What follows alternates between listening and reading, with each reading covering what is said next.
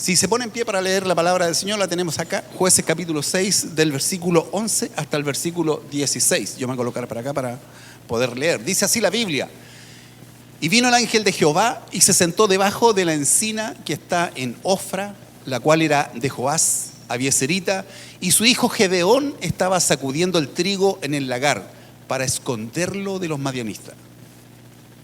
Y el ángel de Jehová se le apareció y le dijo: Jehová está contigo, varón esforzado y valiente. Y Gedeón le respondió: Señor mío, si Jehová está con nosotros, ¿por qué nos ha sobrevenido todo esto? ¿Y dónde están todas sus maravillas que nuestros padres nos han contado, diciendo: ¿no nos sacó Jehová de Egipto? Y ahora Jehová nos ha desamparado y nos ha entregado en mano de los madianitas. Y mirándole Jehová le dijo: ve con esta tu fuerza y salvarás a Israel de la mano de los madianitas. ¿No te envío yo? Entonces le respondió: Señor mío, ¿con qué salvaré yo a Israel? He aquí que mi familia es pobre en Manasés y yo el menor en la casa de mi padre. Jehová le dijo: ciertamente yo estaré contigo y derrotarás a los madianitas como a un solo hombre. Amén. Pueden tomar asiento.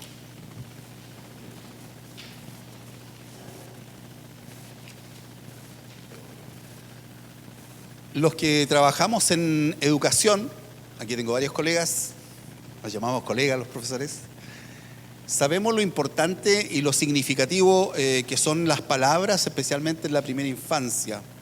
Hay palabras que pueden marcar a una persona. Y de hecho, los que no son profesores han vivido esa experiencia.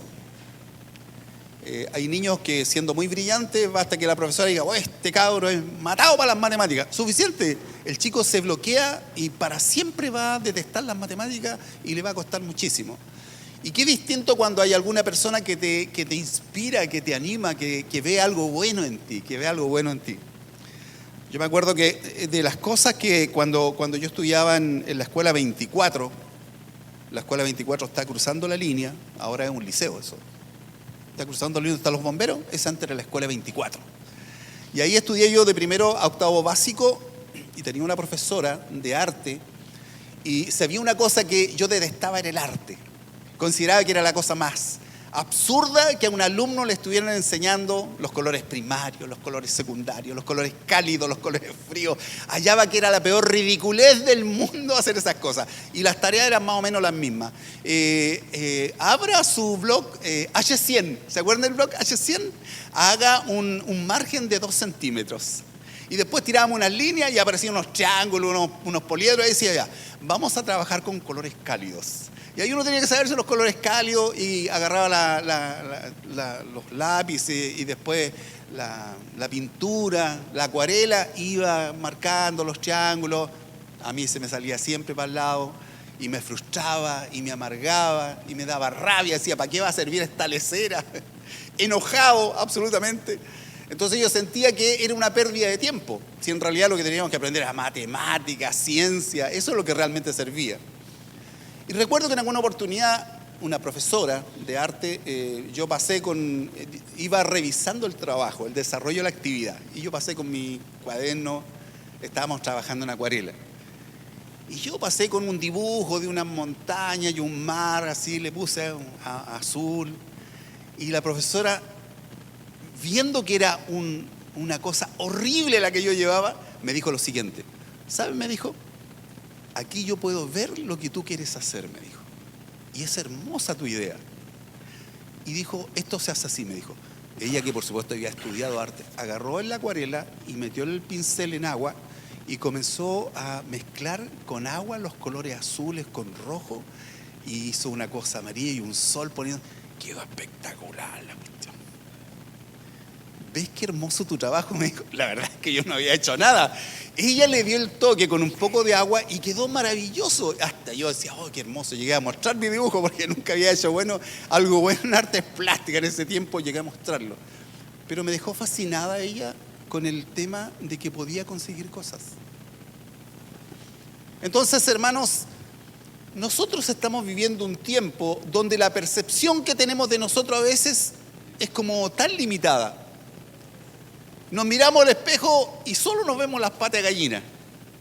No vemos nuestros lindos ojos verdes y azules que tenemos. No vemos nada bueno de nosotros. Siempre estamos buscando el detalle negativo. Y cuando yo miraba esta porción de la palabra, me parecía interesante lo que le sucede a este personaje, que es uno de los personajes más famosos de los Jueces. Los Jueces es un libro que narra una estructura de actividad del pueblo de Israel que la hemos explicado en más de una oportunidad. Es una actividad cíclica.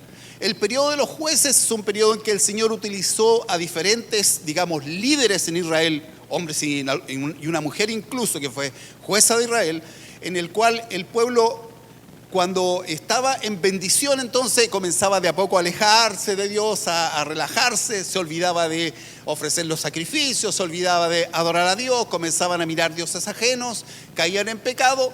Cuando venía el pecado, entonces Dios permitía que algún pueblo extraño viniera, los conquistara y tomara las posesiones, los destruyera, los hiciera sufrir. El pueblo pasaba un tiempo de sufrimiento y como sufrían mucho, clamaban al Señor. ¿Y qué hacía el Señor cuando clamaban? Entonces levantaba un paladín, levantaba un héroe. Este personaje es uno de esos héroes, se llama Gedeón. Y para los estudiantes de la Biblia, Gedeón es un hombre espectacular. Y nosotros hemos compartido la palabra en otra oportunidad de cuando Gedeón solo con 300 soldados, pensemos que partió con 42.000, no voy a predicar de eso, pero partió con 42.000, se quedó con 300 y con esos 300 tuvo una tremenda victoria que el Señor le dio. Entonces uno dice, qué espectacular personaje. La tremenda fe de Gedeón. Pero si uno mira un poquito antes de la Biblia, se encuentra con lo que hemos leído. ¿Qué pasa con Gedeón?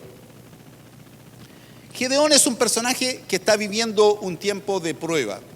Israel se ha apartado del Señor. Los madianitas lo están sojuzgando y maltratando por 7 años.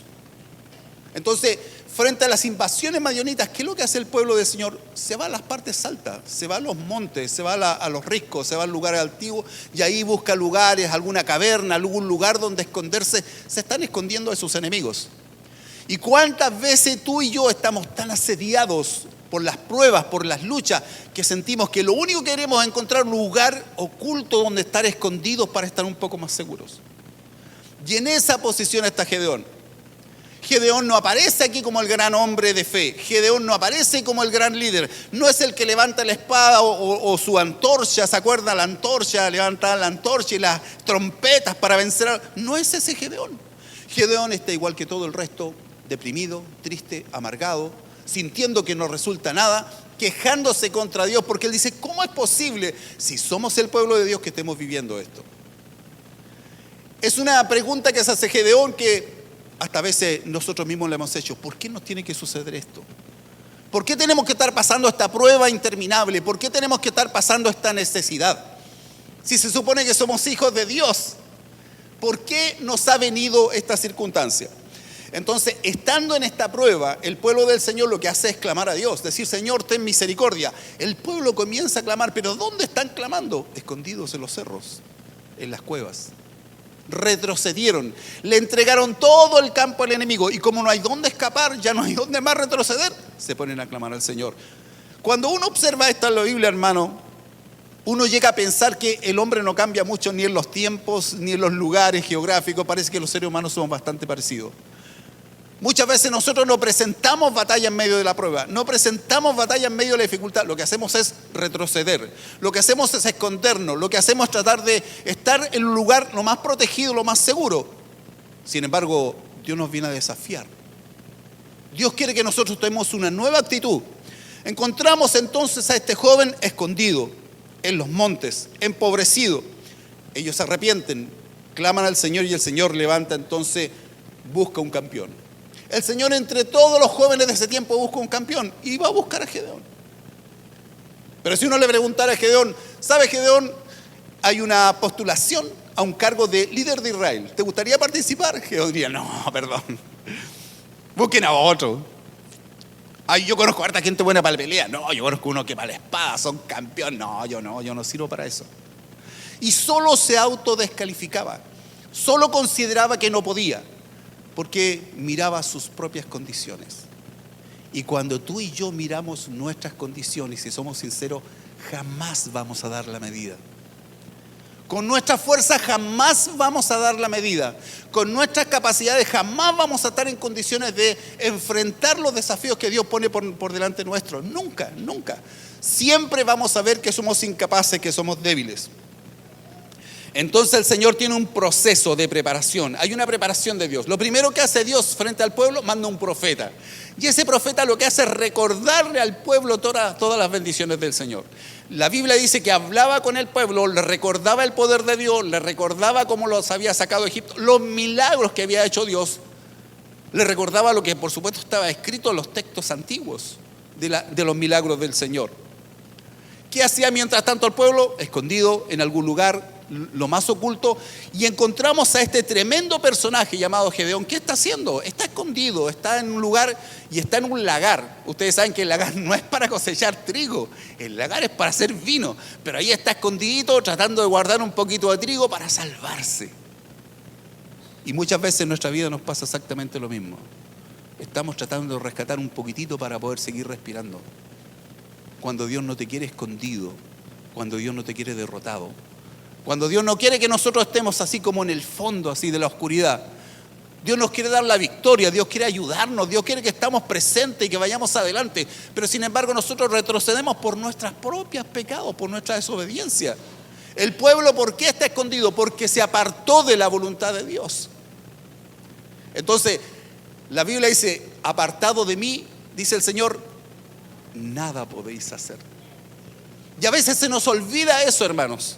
A veces cuando Dios nos bendice, a veces cuando Dios está con nosotros, se nos olvida eso.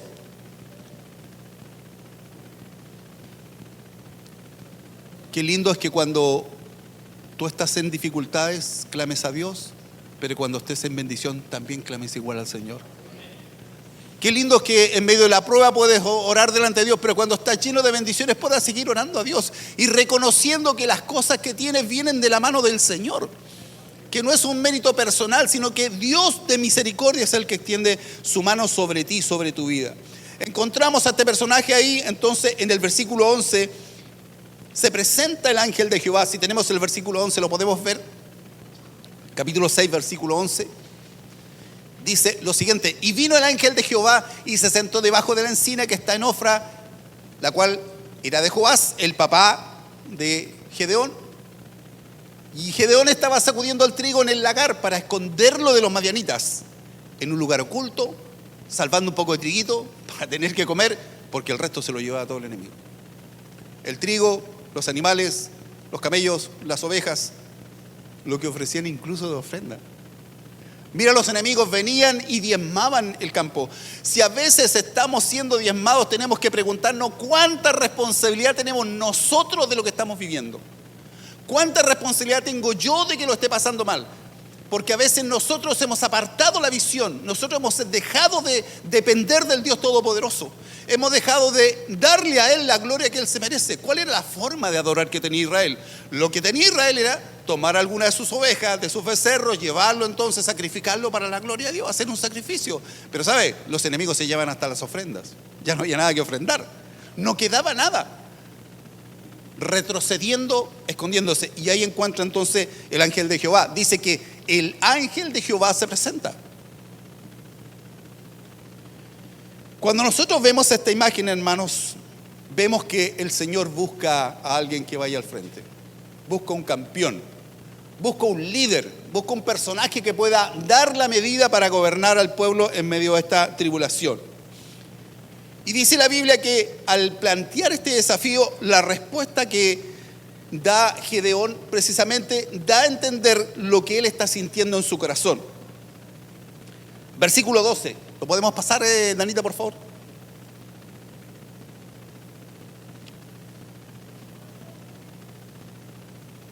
Dice: y el ángel de Jehová se le apareció y le dijo: Jehová está contigo, varón esforzado y valiente. Cada vez que yo leo esta porción, me imagino la actitud que tuvo este personaje. Imagínese que el Señor le dice: ¿cómo estás, Samuel? Paladín de la oración. O ¿cómo estás? No sé, a ver, los que tengo más confianza. ¿Cómo estás? A ver, aquí. Rodrigo, inspirado en la enseñanza teológica. ¿Cómo estás, Tomás? Tú que eres el hombre de fe de esta iglesia. Yo creo que si Dios me dijera eso a mí, yo miraría para atrás a quién le está hablando, porque en realidad yo no me considero que tenga esas características. ¿Se fijan? Yo no me considero que tenga. Pero ¿sabe? El Señor así lo estaba declarando. Y Dios no miente. Dios no falsea. Entonces, déjenme volver a mi querida profesora de artes plásticas. Yo pienso, a ver, ¿cuánto tendría en cuarto básico, 4, 6, como unos 9 años, 10 años? Flacuchento, flaquito que era yo ahí, con la cara arrugada, enojado. Ella me conocía que estaba frustrado y yo le había dicho que odiaba su ramo. Y llego con mi cuadernito ahí, con mi adefesio de dibujo, y ella dice, aquí hay algo muy hermoso que tú has hecho. Mira, me dice, y lo transforma, lo transforma. Lo horrible mío lo transforma en algo espectacular. Era una verdadera obra de arte, maravilloso. Entonces, hermanos, es muy hermoso lo que hace aquí el Señor. Porque a uno que se considera incapaz, a uno que se considera que no tiene gracia, a uno que considera que no tiene fuerza ni habilidades, lo desafía para cosas enormes, para cosas grandes. Dios hoy día anda buscando guerreros, anda buscando campeones, hombres y mujeres que estén dispuestos a escuchar esta voz del Señor y aceptar el desafío del Señor. Y si nosotros nos miramos a nosotros mismos, nosotros decimos, no califico. Se necesita inglés avanzado. No, ay, jodí. Yo sí sé decir, dice de window, dice de door y good morning. Hasta ahí llega mi inglés. Entonces no califico para el inglés avanzado. Siempre nosotros vamos a hallar que no calificamos, hermanos. Y sin embargo, el Señor mira nuestras vidas y ve tantas cosas hermosas. Tantas cosas lindas que ve el Señor en nosotros. Tantas cosas valiosas que puede ver Dios en nosotros. Mientras este jovencito está tratando de salvar un poco de trigo, el Señor ve un tremendo guerrero, general de los ejércitos de Israel, un hombre que va a gobernar al pueblo, que va a mantener la autoridad en medio de una crisis. Mire lo que puede ver Dios en él, cosas que por supuesto nosotros no podemos ver. Cuando el Señor le habla, le da esta misión y lo envía, ¿sabe la respuesta de este personaje? Dice, primero, yo vengo de una tribu pequeña. Segundo, soy el hijo menor. ¿Por qué habla que es el hijo menor? Porque generalmente en el Antiguo Testamento siempre se decía que el primogénito era el que hacía tal cosa. El primogénito, se hablaba de la primogenitura como algo muy destacado. Y él dice, oye, pero si yo ni siquiera soy el mayor. Entonces uno se puede dar cuenta que a veces, hermanos, ¿cuántas veces el Señor, más que mirar lo grande o lo mayor que tú seas, está mirando la actitud de tu corazón? Y la Biblia habla de más de un personaje que, no siendo el primogénito, Dios lo usó para su gloria. Pensemos que José era de la parvá de Jacob, de los últimos, de los más chicos. Y sin embargo fue el personaje que se convirtió en gobernador de Egipto y que permitió que su familia completa se salvara. Pensemos en personajes que, no siendo David, era también de los más chicos. Recordemos, pobre David. ¿No le da pena a David? A mí me da como pena, me da penita David. Porque cuando viene a buscar un rey, ya sabes ahí que viene el profeta y capaz que saca un rey de mi familia. Ya, amonónense, chiquillos, pónganse la mejor tenía. Particularmente ustedes que son los más grandes, que están en el ejército, que andan siempre con Saúl. Ustedes los quiero con los uniformes, bien bonitos, las estrellas que le puso por las campañas. Quiero que te las pongas, sácale brillo porque viene a buscar un rey. Y David dice, papi, ¿y yo? No, tú ándate nomás al campo a cuidar la oveja. Ándate al campo a cuidar la oveja, por Dios. Ni siquiera estaban en la lista de su papá, pobre David, chiquitito. Y ahí se va el guachito, ya papá, voy a cuidar la oveja. Y usted sabe lo que pasó con la historia, pues. Cuando viene el profeta y comienzan a pasar todo, y el Señor dice, no, ese tampoco. Pero Señor, ¿cómo no? Muy grande, muy maceteado, muy experto, muy guerrero, no me sirve, quiero otro. Y el profeta dice, ¿y hay más? La primera respuesta dice ahí, ¿cuál fue? No, aquí están todos. Bueno, hay uno más, pero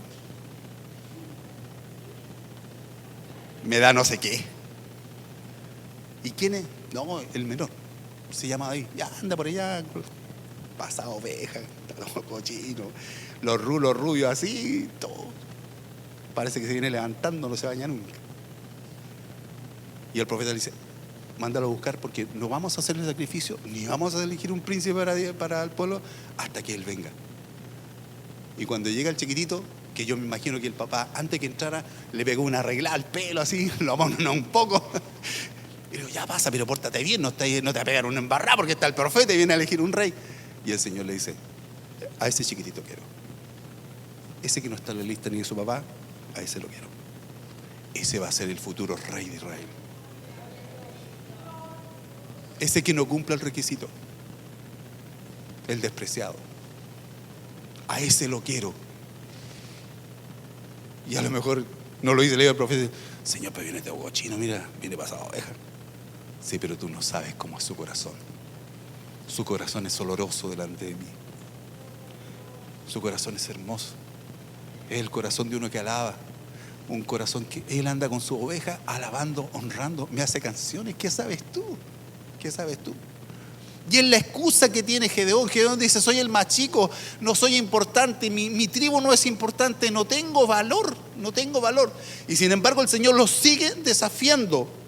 Versículo 16, por favor, pongamos capítulo 6, versículo 16. ¿Cuál es la razón por la cual el Señor afirma que puede? Dice, Jehová le dijo, ciertamente yo estaré contigo y derrotarás a los madianitas como a un solo hombre. ¿Por qué te va a ir bien?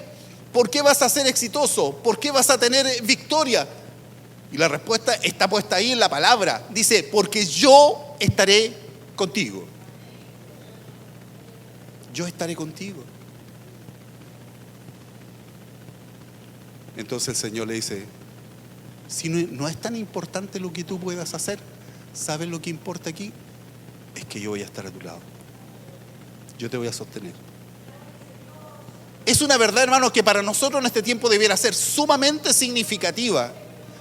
¿Cuántos de nosotros pasamos tiempos de prueba, tiempos de lucha y solamente miramos nuestras limitaciones? Solamente miramos las cosas que a nosotros nos ponen en una condición de que no lo vamos a lograr, que no va a poder ser.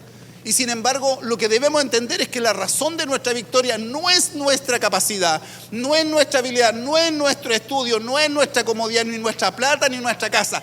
La razón de la victoria en nuestra vida es que la presencia de Dios esté en nuestros corazones. Esa es la razón de la victoria. Yo estaré contigo.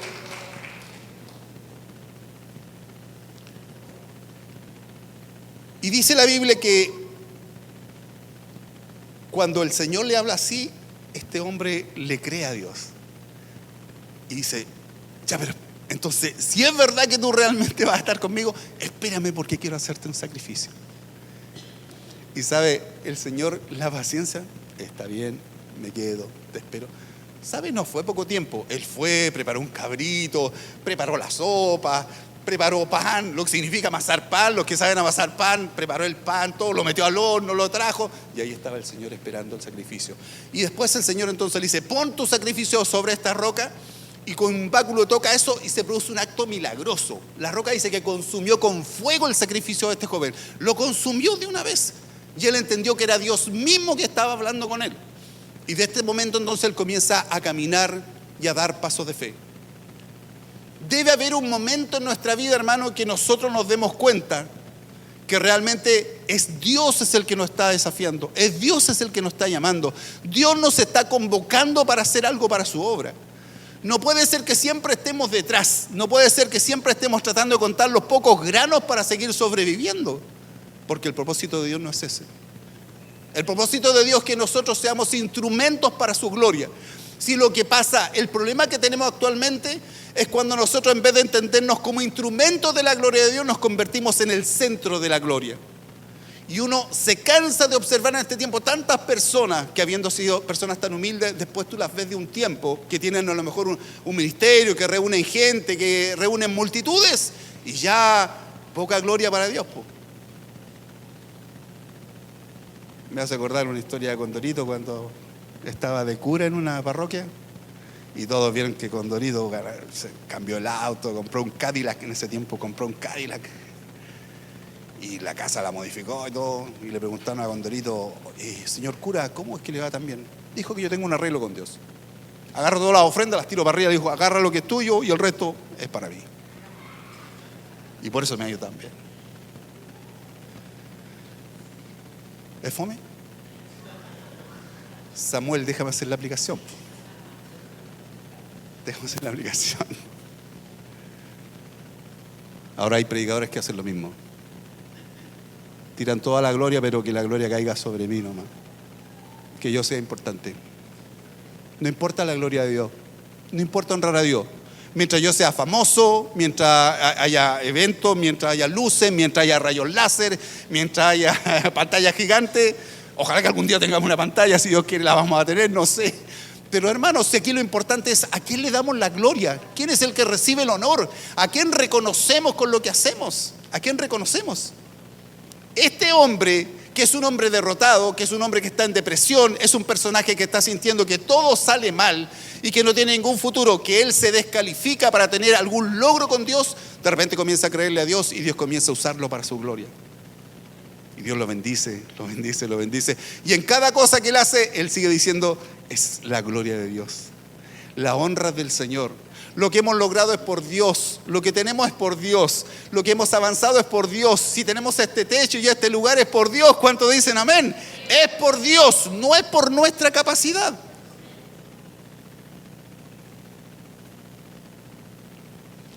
Entonces, ¿cómo nos vemos a nosotros mismos? Es una pregunta que es válida. Gedeón se veía como una persona sin capacidades, sin familia, sin posición en su familia, sin recursos, sin habilidades. Y sin embargo Dios los llamó para un trabajo sobrenatural tremendo. ¿Cómo nos vemos nosotros? Porque aquí la Biblia nos enseña cómo nos ve Dios. Dios nos ve de una forma distinta. Cuando nosotros pensamos en lo que Dios hace con nosotros, podemos decir, ¿cuántos pueden decir con el corazón, yo me admiro la misericordia de Dios conmigo? ¿Cuántos pueden decir eso? Yo me admiro cómo Dios ha sido misericordioso. Sin grandes posibilidades, sin tener muchas oportunidades. Y Dios abrió puertas para nosotros. Dios abrió comodidades, dio trabajo, dio posibilidades. Cosas que yo no me imaginaba. Dios me ha permitido ver cosas que yo no me imaginaba. Mi esposa hablaba de mis suegros. Héctor Manuel, mi suegro, a los 12 años comenzó a trabajar y se compró su primer reloj. Su primer reloj, lo guardaba el viejo, su primer reloj. Y un cabrito humilde, que era un genio de la música, hizo 7 viajes en el Buque Escuela Esmeralda, por todo el mundo. ¿Sabe lo que es eso? ¿Quién se puede pegar 7 viajes por el mundo, conocer todo, todo? Y donde iba él con su trompeta, honrando a Dios. La trompeta de repente todavía suena aquí, ¿eh? Cuando le toca algún coro a Rodrigo, la trompeta de Héctor Manuel sigue sonando para la gloria del Señor.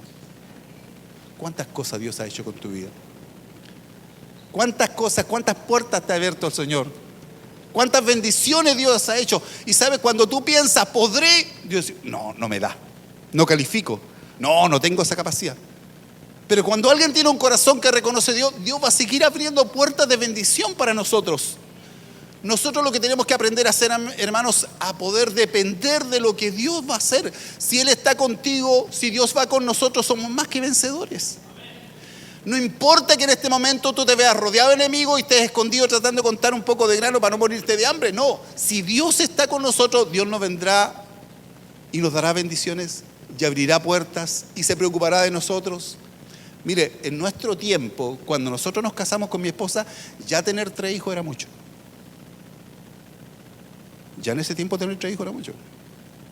Ahora ni hablar, ahora es más complicado todavía. ¿Y cómo se han podido criar? ¿Y cómo pudieron estudiar? ¿Y cómo pudieron salir adelante? ¿Sabe? Porque tenemos un Dios que está con nosotros.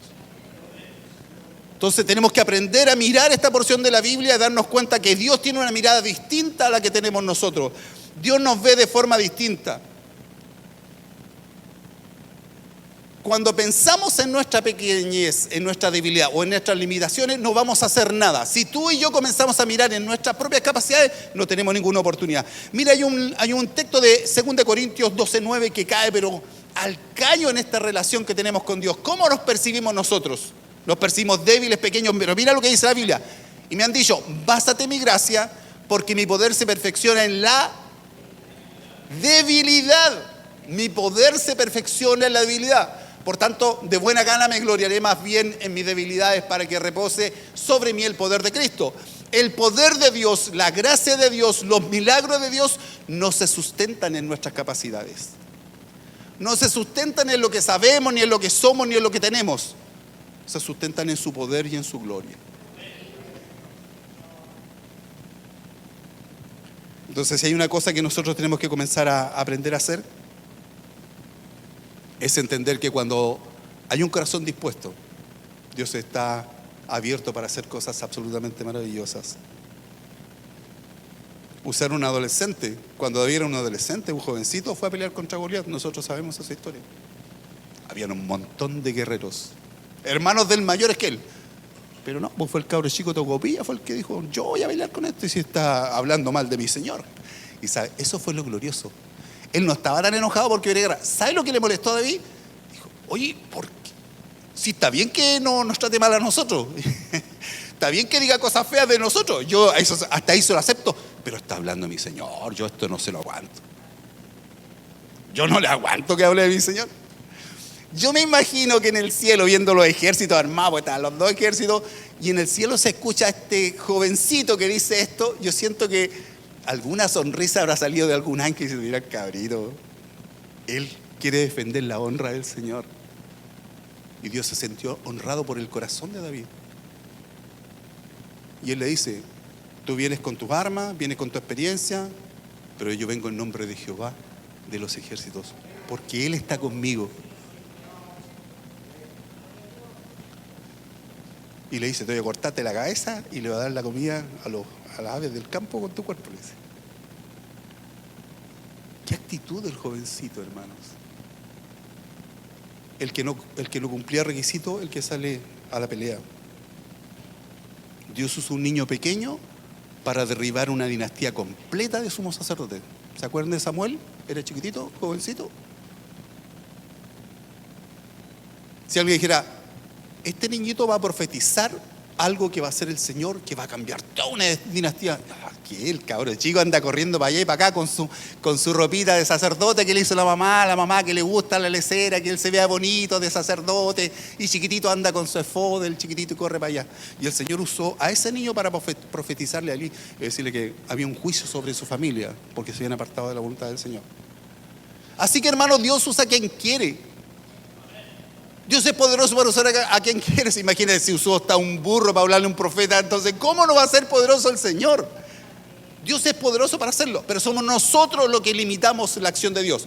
Nosotros somos los que nos deprimimos. Nosotros somos los que estamos pensando que no vamos a poder. Nosotros somos los que estamos calculando nuestras fuerzas. Si lo peor que nos puede pasar es cuando ponemos la capacidad en nuestras fuerzas.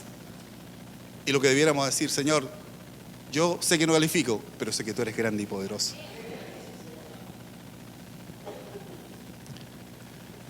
Termino con esto, porque vamos a pasar a la Santa Cena.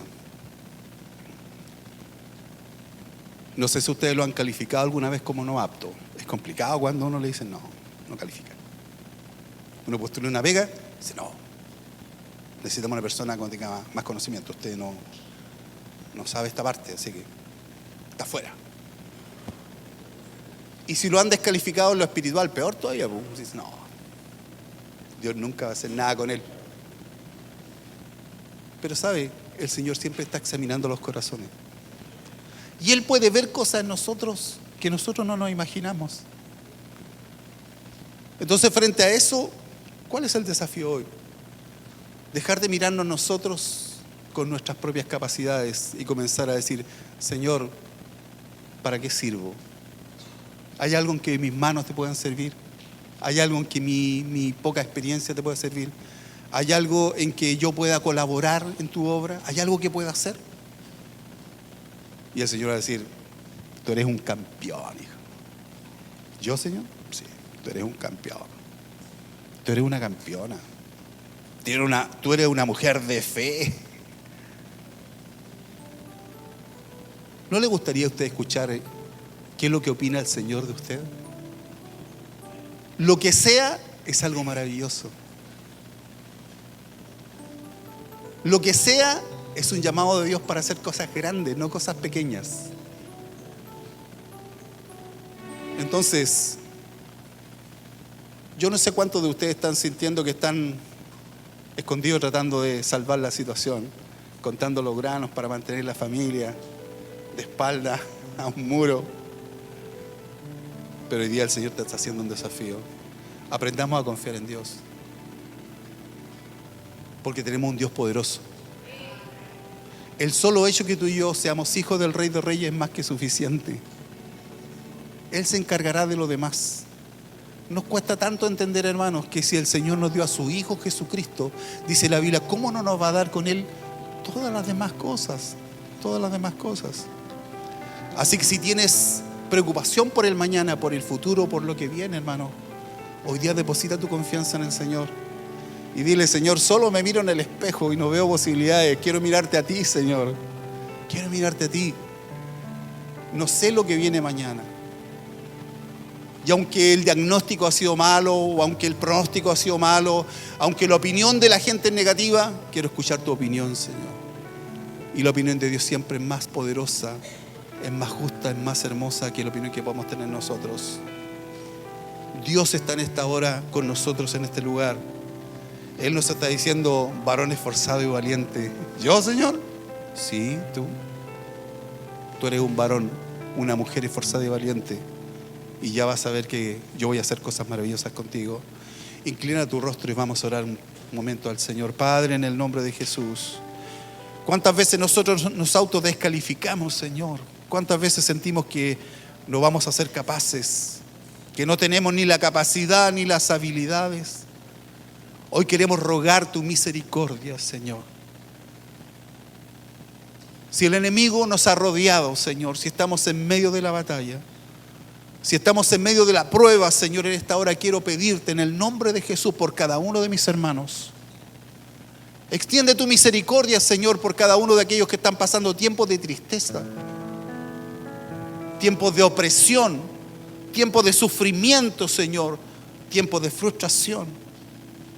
Haz que podamos escuchar tus palabras de amor, tus palabras que confirman tu bendición sobre nosotros. Tus palabras que dicen que tú tienes el control de todo, Señor.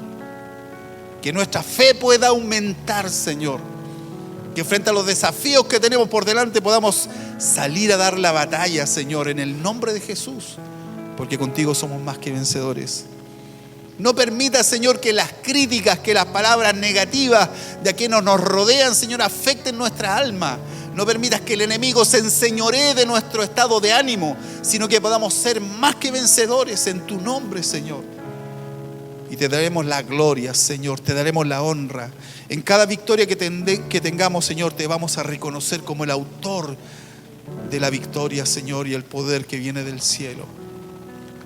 Mientras usted está orando, yo quisiera rogar por usted. Si usted está pasando un tiempo en que está arrinconado en un espacio, tratando de contar los granos de la tristeza, de la depresión, levante su mano y diga, Señor, necesito esta palabra para mí. Amén. Dios te bendiga. Amén. Puedes bajar tu mano.